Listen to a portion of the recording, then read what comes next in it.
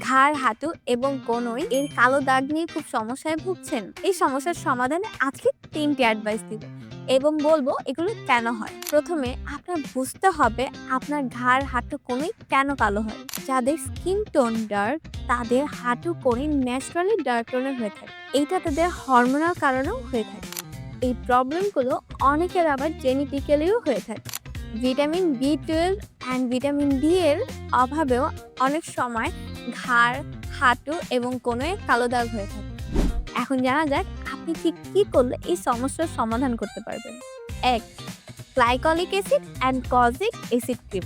এটা রেগুলার ব্যবহারের ফলে আপনার হাঁটু, কনুই এবং ঘাড়ের কালো দাগ কিছু অংশে কমে লাইট হতে শুরু করবে।